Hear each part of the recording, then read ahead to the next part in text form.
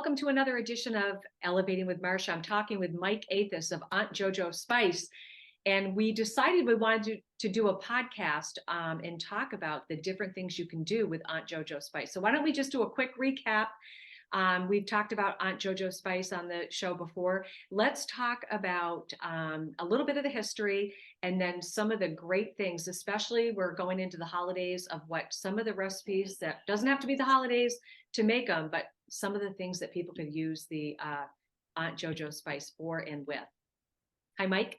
Yeah, well, excited to be here again, speaking with you, Marcia. And there's so many different things we can do with the Aunt JoJo spice, and that's what I love about it. It's a very versatile spice. But to recap, Aunt JoJo spice is it's a spice that was originally designed or created by my family, going back 50, 60 years. My Aunt Joni was heavily involved in hosting crab feasts and essentially parties for our family, and they're all centered around Maryland blue crabs and crab feasts and just the camaraderie of getting together and eating together on a picnic table is where a lot of the love of the spice came from. We were using other offerings that are available commercially or at grocery stores for spice, and nothing ever lived up to the expectations. So Joni took it upon herself to basically what I call hop it up, but make it a lot more desirable for our palates and spicier, but more flavorful. And Joni about 5 years ago passed away from a very rare cancer. I decided to take the project on myself with my daughter, who's 8 now, and we want to bring it to market. And we've been bringing it to market and having some great success, sharing our family spice with people that love seafood, but other things as well. So of the recipes that we tend to do, I mean, the number one thing that is going to be, of course, Maryland blue crabs and steaming Maryland blue crabs. And that's one of my all-time favorite activities and one of my favorite foods. Being from New England, but having family in the Chesapeake Bay area, there's always that argument of what's better, crabs or lobster. And I'm sure, Marcia, you being from New England, you'll say, oh, well, lobster's better, of course, right? But is it? And so one of the things that I've done is use that Aunt JoJo spice use that with lobster when we cook lobster. And I was talking with some friends over the weekend. There's a lot of different things that go into just being around the holidays and getting together with family. And so I know some people are gonna have their lobster, cook up some lobsters and share that with everyone. One suggestion I have for you would be take some Aunt JoJo spice and then put it in with some butter and some fresh squeezed lemon and use that to dip the lobster meat into, and it's fantastic. It takes it to a whole nother level. So I'm a big fan of that. But I think my true passion will always be Maryland blue crabs and steaming those appropriately. So I guess let me run through what that looks like, and I can share that with everyone. So typically I get the big propane burner that sounds like a jet engine when you fire it up. You get the big pot, and you just want to fill the bottom of the pot just a teeny bit.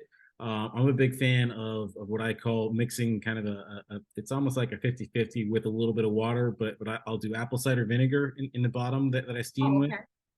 And then, Marcia, I call it a garage beer, but it's whatever light beer happens to be in the garage fridge, and that goes into the pot as well. So I like beer, I gotta ask.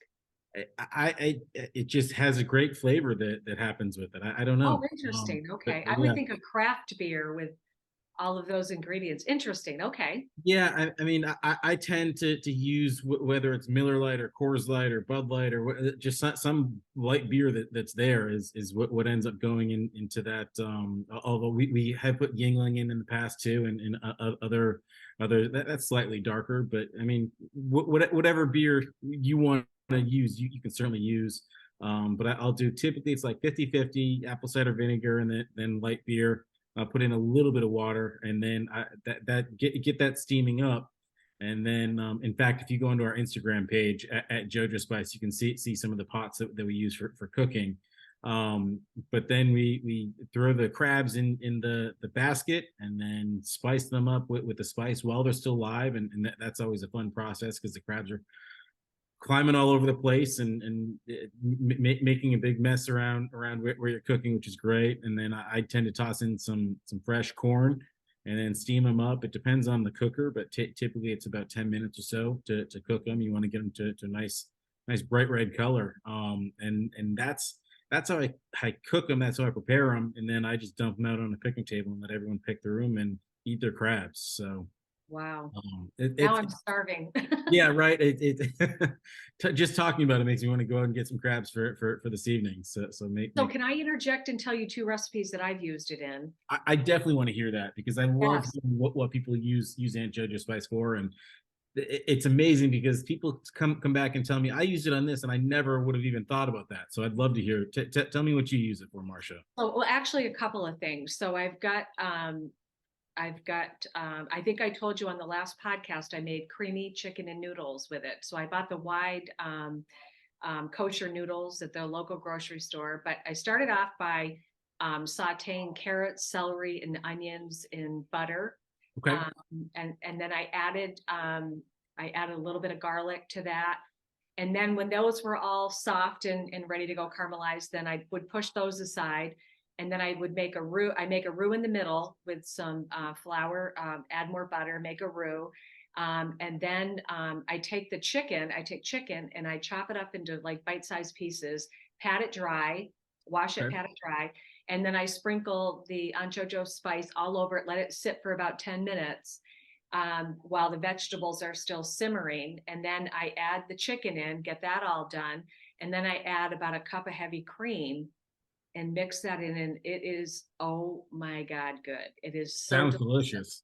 So that inspired me to then use it on in a dish that I call Crazy Alfredo. So you make just a regular Alfredo sauce, and then you add the Aunt JoJo spice, and usually it's andouille sausage, chicken, and roasted red peppers in there. And then you can toss that with any type of pasta. Usually I use a linguine with that.